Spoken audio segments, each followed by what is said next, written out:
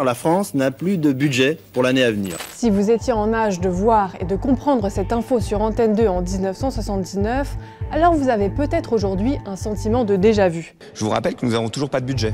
Mais sinon, je vous explique comment la France s'est déjà retrouvée sans budget par le passé. C'était celui de 1980, et spoiler, elle a fini par en avoir un. Au regard des chiffres, en 1979, la situation politique ne paraît pas vraiment compliquée pour le Premier ministre de l'époque. Il s'agit de Raymond Barre, il est issu de l'UDF, c'est-à-dire les Giscardiens, qui, avec le RPR, les Chiraciens, lui assurent une majorité gouvernementale solide à l'Assemblée nationale. Mais c'était sans compter sur leur trahison, à l'automne 1979, pendant les débats budgétaires. Le projet de loi de finances pour 1980 ne convient pas aux députés chiraciens qui menacent le gouvernement. Si le Premier ministre ne prévoit pas 2 milliards d'économies supplémentaires sur les dépenses publiques et surtout sur le train de vie de l'État, alors les chiraciens l'assurent, ils ne voteront pas le budget. Face au blocage, Raymond Barre choisit la solution extrême, le 49.3. Sauf que tout ne va pas être aussi facile que prévu.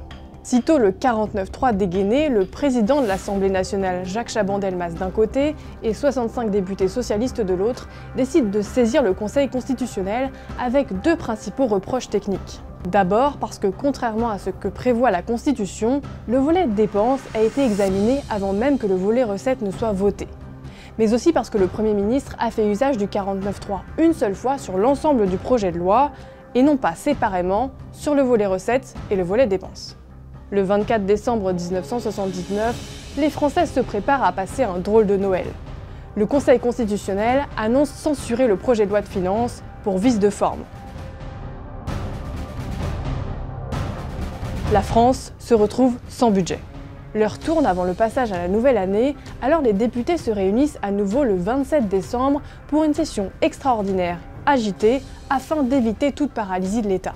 Tous votent le texte qui permet à l'État de continuer de lever des impôts en attendant un nouveau vote sur le budget le 7 janvier 1980.